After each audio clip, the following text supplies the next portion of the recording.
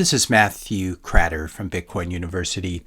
Today I wanted to answer the question, could Bitcoin bankrupt the US government? This is a question a number of you have asked, and this is a follow-up to my two previous videos about the US government launching a 6102 attack on Bitcoin and confiscating Bitcoin from Coinbase, another large US-based custodian. So be sure to check out these two videos, which I'll link to in the description notes below. Now, when FDR issued Executive Order 6102 in 1933 and confiscated the gold of so many Americans, the US dollar was essentially backed by gold at the time. So the question remains, what could possibly be the rationale for a US government 6102 attack on Bitcoin over the next 10 years, as I postulated, especially since the US dollar is not currently backed by Bitcoin in the same way that the US dollar was backed by gold in 1933. So I think this is a very good question. A number of you asked, why might Bitcoin be a threat to the government? In order to answer that, we're going to do a simple thought experiment. Joe owns in his retirement portfolio, let's say that Joe owns 50% stocks, 50% US Treasuries, which are just US government bonds. And then this year in 2024, he decides, he's heard all this news about Bitcoin, he decides to allocate 1% of his portfolio to Bitcoin, either to the ETF or to buying real BTC. So he sells off that 1% of his portfolio that's sitting in treasuries and he buys Bitcoin with it. So let's think through this. What's the marginal effect of his actions on these markets? Well, Bitcoin gets a little bit stronger against the US dollar because he's selling US dollars and buying Bitcoin. So Bitcoin goes up a little bit at the margins. Of course, it's very, very small for an individual, but we're just talking about buying pressure because prices are always set at the margin. So because he's selling US dollars, he basically sells treasuries, gets US dollars, and then sells those US dollars for Bitcoin. This drives Bitcoin up a little bit and the US dollar down a little bit. Now, if enough people do this when Bitcoin keeps going up, more and more people get interested in Bitcoin and more people become Bitcoiners. This is number go up technology. This is what attracts a lot of people to Bitcoin initially. Also, the other piece of his trade by selling some US Treasuries to raise funds to buy that Bitcoin with, Joe is also pushing up Treasury yields at the margin. Again, he's a tiny player, presumably, but if enough people do this, and again, prices set at the margins, it can have an effect. So bond prices down because he's selling treasuries, yields up marginally on these treasuries. So the US dollar is being marginally weakened against Bitcoin, and the interest rate at which the US government must finance itself are forced slightly higher by Joe's actions. And you don't have to just apply this to the US dollar. You could apply this to any local fiat currency and government bonds. If you're enjoying this video so far, I just ask you to hit the subscribe button. That really helps. Hit the like button, leave a comment, question, suggestion for a future topic. Also share this video with a friend or family member. So this is just Joe. We've been talking about dumping his treasuries and buying Bitcoin. And again, by doing that, he drives up the price of Bitcoin on the margins, and he drives down the price and drives up the yield of treasuries, making it more expensive for the US government to borrow. So that's just Joe doing this on a very small scale. Now let's talk about MicroStrategy, which has been doing this over the past few years. A couple of years ago, Michael Saylor had a choice what to do with his large amount of cash. He had a choice of whether to put it into US Treasuries. I've heard him talk about this on podcasts, or put it into Bitcoin. If he'd put it into Treasuries, he'd be down 30, 40, 50% on those long dated Treasuries, just like the banks are and the insurance companies are. Instead, he put it into Bitcoin. And this was a lot of money. We're talking about his cost basis on Bitcoin is almost $6 billion. So that's $6 billion that went into Bitcoin and did not go into US Treasuries. Now we're beginning to talk about some real money and real impact on the marginal pricing of Bitcoin versus US dollars and US Treasuries as well. Now let's imagine that Tim Cook sees what Michael Saylor's been doing and he decides to do something similar at Apple. Maybe not this year, but maybe next year. It's a natural fit, Apple and all of its forward-looking technology, and Bitcoin with its forward-looking technology. So let's say Tim Cook decides to sell off that $24 billion in US Treasuries that Apple is holding and puts that into Bitcoin. This has a much larger marginal effect. It drives up the price of Bitcoin, and it also would drive down the price of Treasuries and make it more expensive for the US government to finance itself. The important thing to remember is that someone always has to be holding a bond before it matures or is retired. It can't just be left in the woods somewhere. If you sell it, you have to sell it to someone. So if Joe or MicroStrategy or Apple is selling off some treasuries, someone else has to be buying them. That's not going to be Russia or China at this point in time. After the Russia sanctions, it's probably not going to be Japan either, which has been selling off its US Treasury holdings in order to try to defend the yen.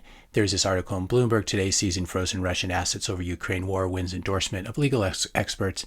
They probably didn't consult any Russian legal experts, but the larger point here is not political. The larger point is that this makes people less willing on the margin to want to hold US Treasuries if they can just be frozen at any time. And again, we talked about Japan trying to weaken the dollar a little bit by selling its treasuries and prop up the yen. So these are two buyers. These are historical buyers of treasuries that aren't really buying anymore: Russia, China, and Japan. So who is going to be the marginal buyer of this toxic government waste called US Treasuries?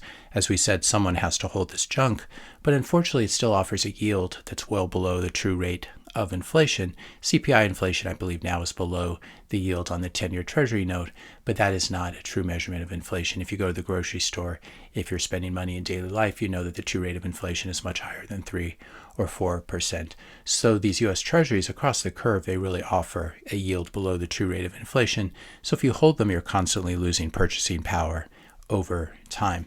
And then, of course, if the US Treasury decides that you're bad, whatever that means at any point in time, and at various points over the last 50, 60 years, the US has probably said every single country on earth is bad. If the US Treasury decides that you're bad, it will freeze your treasuries and refuse to pay interest or principal. And at some point, every country on earth has been considered bad, as we said, by the US government. So if you're a sovereign buyer of US Treasuries, you have to ask yourself, do you feel lucky, kid? So if no one wants to buy US Treasuries on the margins, then you have to bring in the Federal Reserve, which is always the buyer of last resort. And the Fed's main job this last decade has been to print up huge amounts of fresh US dollars and buy treasuries with it in order to help to finance huge federal budget deficits.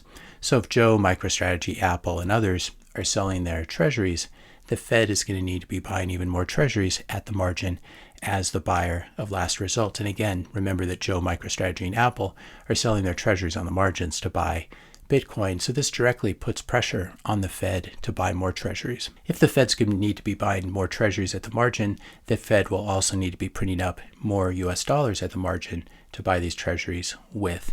So then we have to ask ourselves, what happens to Bitcoin when the Fed prints fresh US dollars, mucho US dollars, only 21 million Bitcoin? And so Bitcoin's price in US dollars appreciates, as it has been doing since 2009 or 2010.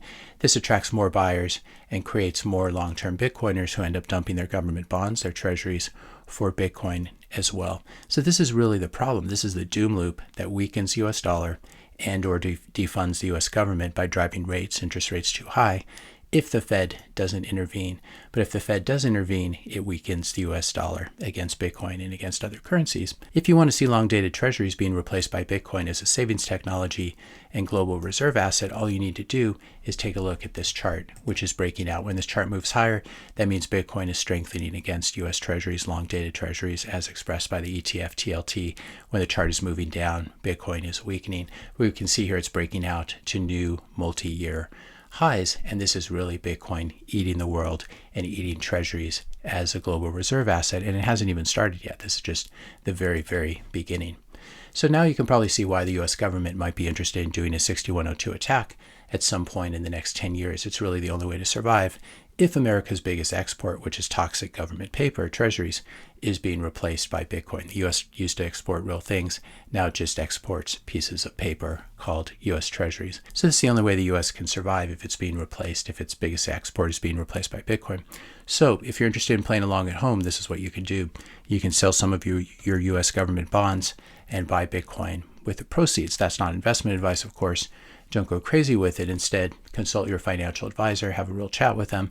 Maybe let them know that you're tired of funding the US government and its wars and its degeneracy, and that you'd like to revoke your loans to Uncle Sam. And no matter what country you live in, you can do this in your own country as well. If you're in Russia, if you're anywhere else in the world and you don't like your government, you can defund them. The least you can do is don't hold their paper and don't give them funding. If you're in the US, you can dump your Fed tokens, in other words, US dollars, these terrible fiat tokens, and you can dump your government paper, US Treasuries, and you can move your family's economic life energy into ethical money like Bitcoin, money that's not controlled by bankers and suits.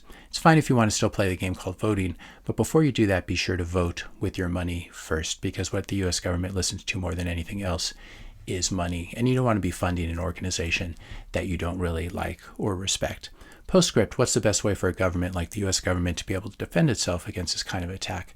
you won't be surprised actually that that government needs to buy and hodl Bitcoin, because if a country has a lot of Bitcoin, it doesn't have to worry as much about these doom loops kicking in, but can rather benefit from them at the expense of other countries who do not own Bitcoin. So while China and Russia are accumulating a lot of gold, I would suggest that the US government really starts to accumulate Bitcoin.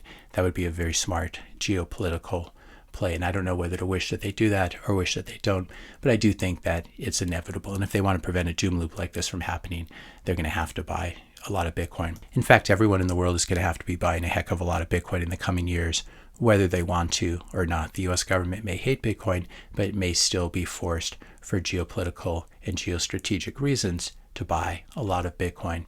Make sure you're ready for this, because these are the really big nation state and central bank buyers coming in, and they will dwarf even Wall Street. If you enjoyed this video, be sure to hit the subscribe and like buttons. Hit the notification bell if you want to be notified when I publish my next video. And let me know your questions and comments in the comment section below. Thanks a lot for watching, and I'll see you in the next video.